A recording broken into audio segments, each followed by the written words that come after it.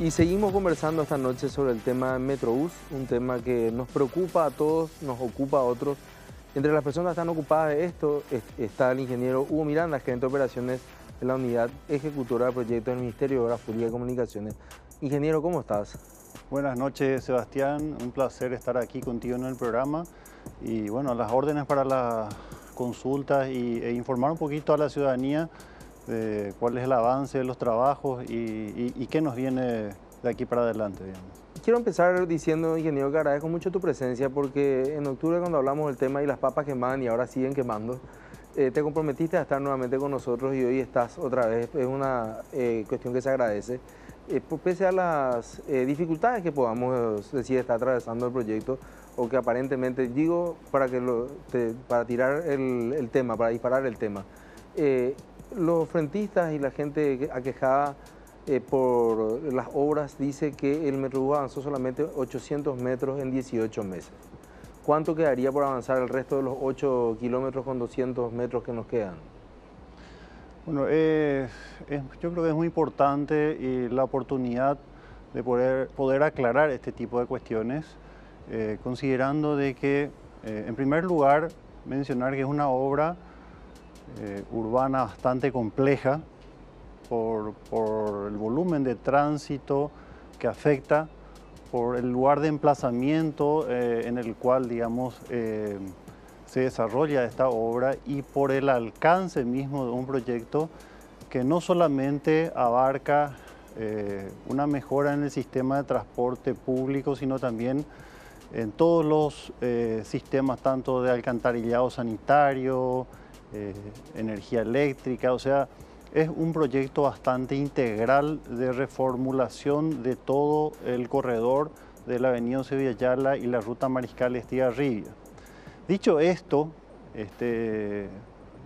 quisiera acotar también que en toda obra pública y en toda obra en particular se va teniendo un avance en forma programada, un avance que va dejando tramos terminados, digamos, obviamente con un tiempo bastante, el tiempo que se requiere necesario para que se vayan pudiendo ejecutar, en primer lugar, las obras que van subterráneas, como el caso de los desagües pluviales, como todo el sistema de alcantarillado, agua potable y la zanja técnica. Y ya los trabajos de terminación es lo último que se ve.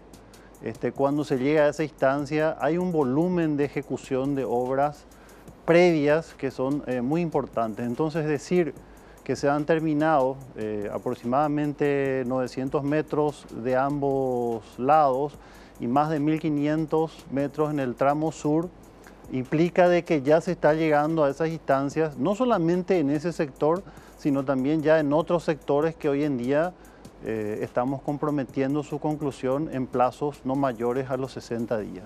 O sea, la curva de ejecución de cualquier obra vial o de cualquier obra de infraestructura implica todo un proceso de ejecución previa y que recién se va viendo sus frutos o los trabajos terminados una vez transcurrido un plazo importante. En esta obra en particular, como habíamos conversado cuando tuvimos la oportunidad de estar, o tuve la oportunidad de estar en tu programa anteriormente, mencionaba las dificultades que se tienen en el tramo específicamente de la ciudad de San Lorenzo, con escasa disponibilidad de tramos alternativos, con obras de desagüe pluvial muy importantes que corresponden a toda la cuenca del arroyo San Lorenzo, que es una cuenca importante, y que hoy en día sí nos hemos comprometido en la conclusión digamos, de un plazo de 45 días que lo cumplimos la semana antepasada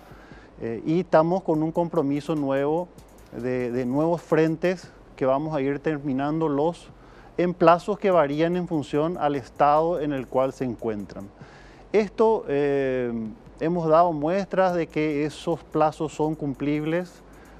Hay una planificación muy responsable que viene detrás de eso y una comunicación a los usuarios no solamente a los frentistas, sino a todos los usuarios en general, de tal forma a lograr una previsibilidad de parte de ellos en el uso de esta vía pública. Una pregunta, ingeniero, allí, y usted me va a corregir. A mí me tocó el inicio del proyecto. Yo no sé si es que, lógicamente, después creo que tuvo una modificación la ley original, pero establecía un monto para indemnizaciones. Ese monto sigue existiendo porque, según los frentistas, ellos dicen que el ministerio les dice, yo le digo lo que han señalado aquí, el ministerio le dice que no hay rubro para indemnizaciones, ni siquiera para expropiaciones. ¿Es así o eso se cambió en algún momento o en realidad nunca estuvo previsto? Nosotros teníamos 5.000 proyectos por quinquenio más o menos, o sea, puedo estar transcordado, pero ¿cómo varió eso del proyecto original hasta ahora? ¿O si se previó o si no se previó?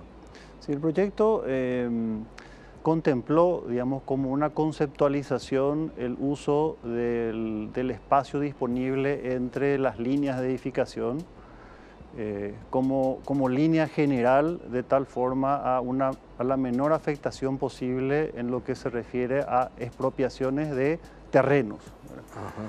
Todo lo que, no obstante eso, digamos, por las características mismas del proyecto, en ciertos sectores obviamente es imposible lograr la implantación del terreno sin el trabajo de expropiaciones, específicamente en la zona de las estaciones donde el ancho que demanda el proyecto es superior al resto de los tramos donde no existen estaciones, ¿verdad? Entonces en esos sectores sí se tiene previsto o sí prevía ya el proyecto de por sí la realización de expropiaciones, buscando que las mismas sean las mínimas posibles. Por otro lado, el proyecto contempló, sí, digamos, tiene previsto todo las expropiaciones en concepto de mejoras. Hay que considerar de que es un tramo con un alto nivel, digamos, de densidad de comercios. Aproximadamente el 74% de todo el tramo y estamos hablando del tramo desde San Lorenzo hasta el puerto de Asunción, está, digamos, ocupado por comercios.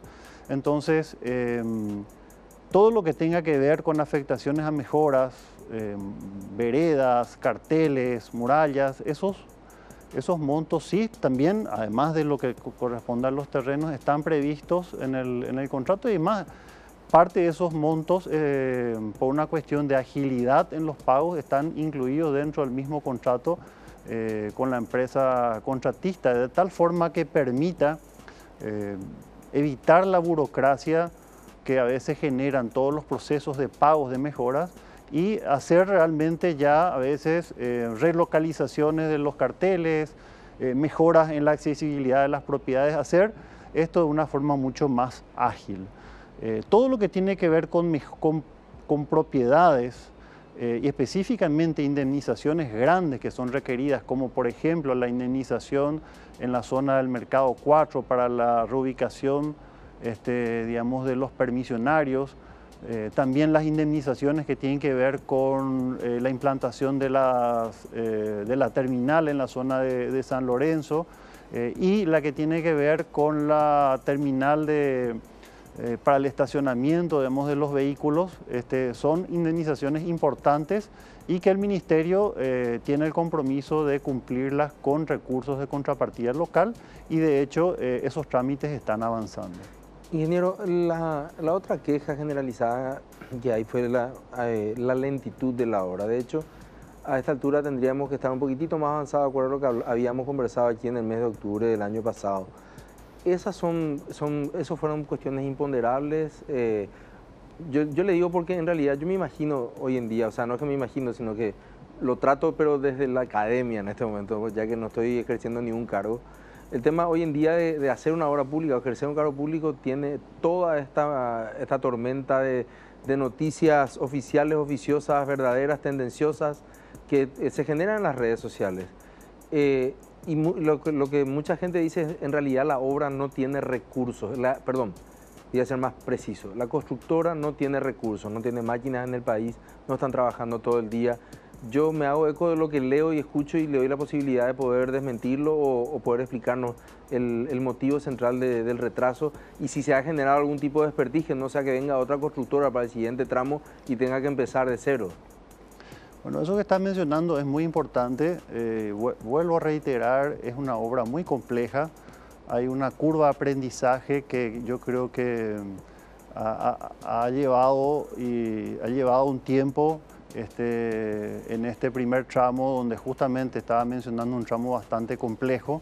Y hoy, digamos, hay una secuencia de ejecución de trabajos y una planificación que nos permiten comprometernos a plazos, comprometernos con la gente de una forma responsable. No podemos decir que la obra va a terminar en 2 meses o 3 meses, sino que lo que vamos es habilitando nuevos frentes, terminando los frentes que están hoy en día en ejecución, pero sí el avance y la obra requiere de habilitación de nuevos frentes, porque si no, el avance de la obra en su conjunto se vuelve muy lento, lo cual creo que no les conviene a ninguna de las partes, ni al Ministerio de Obras Públicas, menos aún a los frentistas, y ni qué decir a los usuarios de la vía que están esperando contar con un sistema de transporte digamos, mejorado, que es lo que pretendemos darle con este sistema. Perfecto. Lo dejamos ahí hablando justamente del tema de los beneficiarios que van a ser los usuarios de transporte público. Vamos a ir a la pausa y a la vuelta vamos a preguntar al ingeniero cuáles son las expectativas en el tramo que se viene al entrar a 2 municipios nuevos, Fernando de la Mora y Asunción. No se vayan, que seguimos con más debate.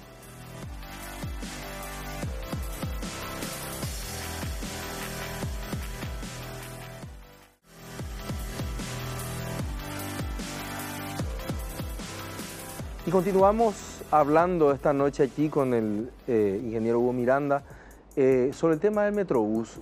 Y, ingeniero, hay una cuestión que nos preocupó a todos. Una nota del intendente Fernando de la Mora del 26 de abril pasado, donde habla de que los planos no fueron aprobados, y también unas declaraciones del intendente de Asunción en el mismo sentido. Planos no aprobados que no se presentaron a la municipalidad.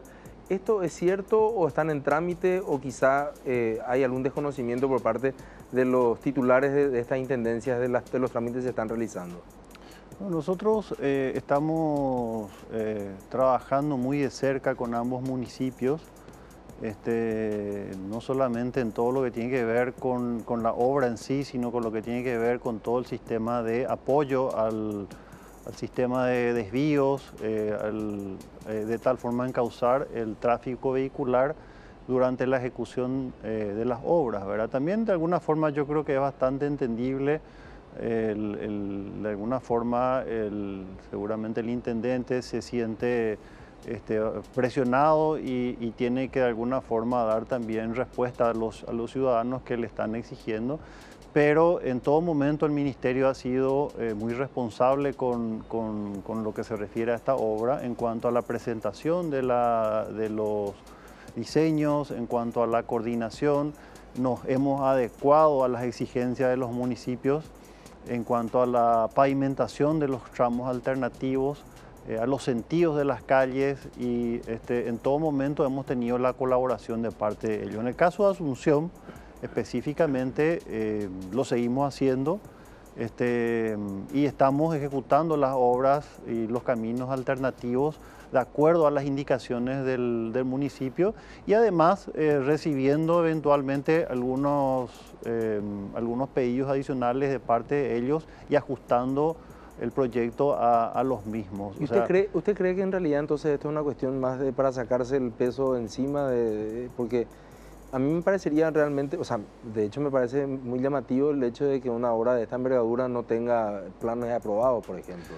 Yo no quiero, digamos, opinar cuáles son los motivos detrás. Lo que sí yo puedo decir es que tenemos una coordinación estrecha con la Intendencia, cosa que de hecho es como debe hacer. No podríamos estar trabajando sin tener esa coordinación, sin el apoyo de toda la Policía Municipal de Tránsito, que debo destacar tanto en la ciudad de San Lorenzo como en Fernando de la Mora, e inclusive ya Asunción también se ha sumado a eso, en la colaboración en todo lo que tiene que ver al ordenamiento del tránsito. Entonces existe un trabajo y lo vamos a seguir haciendo. Por último, ingeniero, me gustaría tener su percepción. ¿Qué es lo que nos queda aquí en adelante? ¿Se puede parar la obra? ¿Qué puede mejorar el ministerio con respecto, sobre todo a la capacidad de diálogo que se tenga con respecto a los principales aquejados? ¿Se puede hacer un censo? Yo estoy tirando ideas, un censo real para saber quiénes son las personas afectadas y a cuántas personas estas representan. Porque aquí lo que se ha planteado también es que hay un escaso diálogo con el ministerio y esto va a derivar a la justicia. Usted sabe que cuando las cosas entran en la justicia, en realidad las obras salen por la ventana. En realidad estoy adecuando una frase vieja cuando habla de la política entrando a la casa de la justicia sale por la ventana, dice. Pero salvando la distancia, haciendo una analogía, ¿a usted le parece que se puede salvar una judicialización de esto? ¿Hay una instancia previa antes de llegar antes de que la sangre llegue al río? Yo creo que parar la obra, digamos, es lo que menos sería conveniente en esta situación en la cual hay una previsibilidad. El ministerio ofrece una previsibilidad a los usuarios, ofrece una cercana coordinación, digamos, de tal forma a minimizar la afectación.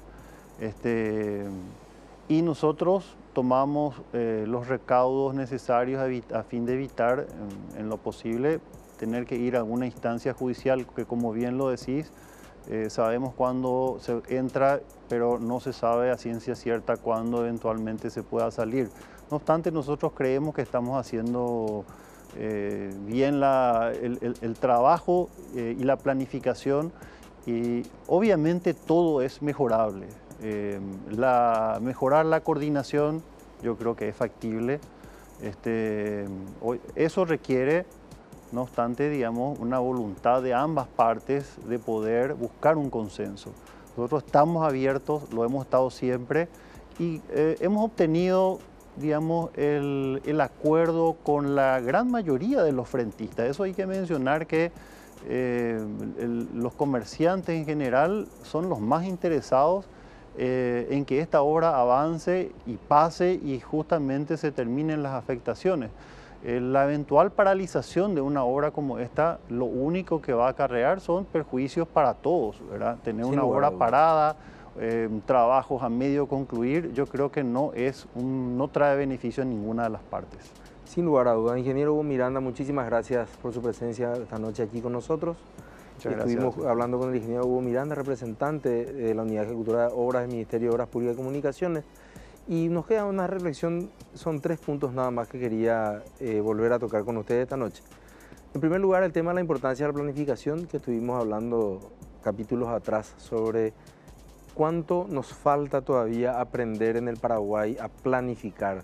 Y cuando digo esto no hablo solamente en relación a las obras que se hacen a nivel nacional, hablo con las coordinaciones que se tienen que hacer con niveles subregionales, especialmente con los municipios. Hablo de las afectaciones que se tienen que hacer, como allí lo hemos visto, a determinadas propiedades privadas y cómo uno va a enfrentar un proyecto de esta magnitud cuando tiene por enfrente a mucha gente que está, vamos a decir, afectada, vamos a decir, probablemente beneficiada de esto.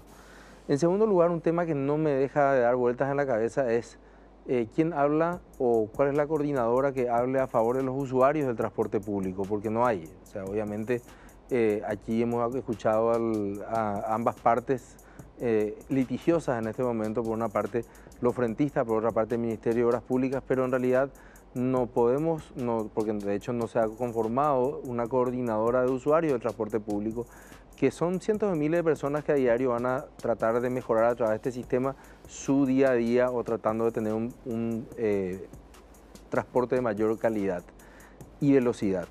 Ahí siempre me quedo con la pregunta abierta de, bueno, ¿cómo sería la forma de medir también cuál es el impacto de ellos? Solamente poniéndole un número, pero si no tienen un nombre es muy difícil hacerlo, ¿verdad? O sea, son como un sujeto sin rostro en este tema de lo que significa una obra de esta envergadura.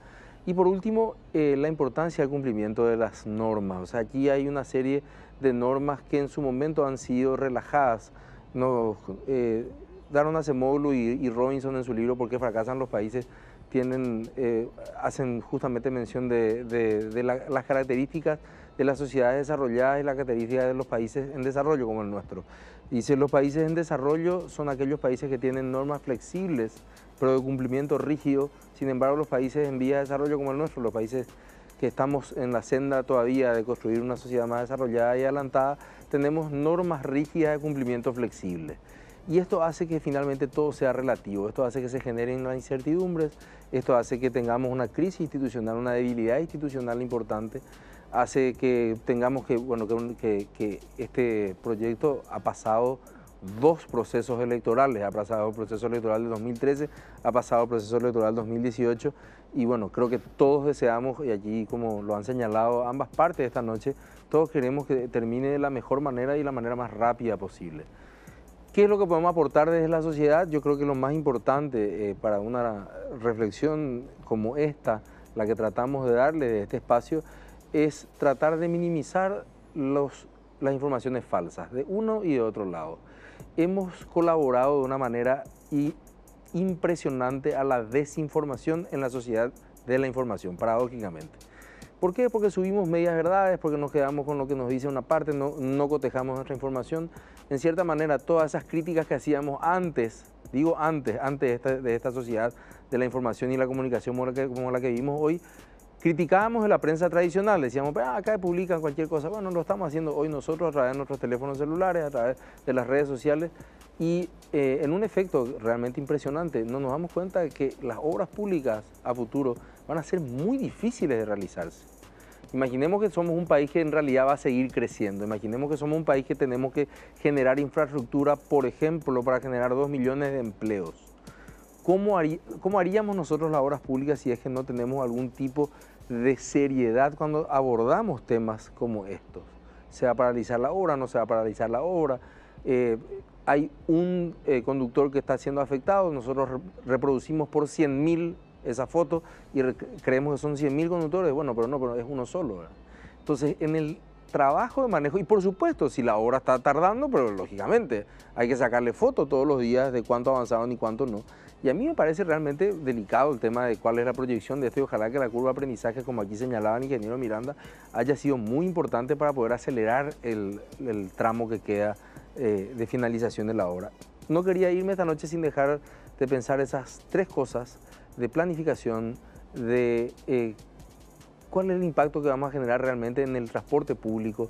¿Va a mejorar el transporte? Realmente la gente cuando termine el Metrobús va a dejar el vehículo en su casa para poder alivianar el tráfico que yo sé que usted, señor, señora, viaje donde viaje, vehículo propio, vehículo, transporte público, taxi, lo que fuera, lo sufre todos los días. Y por último, el tema que les decía del manejo de la información, cómo enfrentamos nosotros las obras públicas al futuro. Espero que haya servido esta pequeña reflexión para que podamos alimentar nuestro debate del día a día en nuestras familias y podamos realmente generar una sociedad donde todos podamos tener una mejor calidad de vida y unos niveles de desarrollo que todos nos merecemos. Muchas gracias.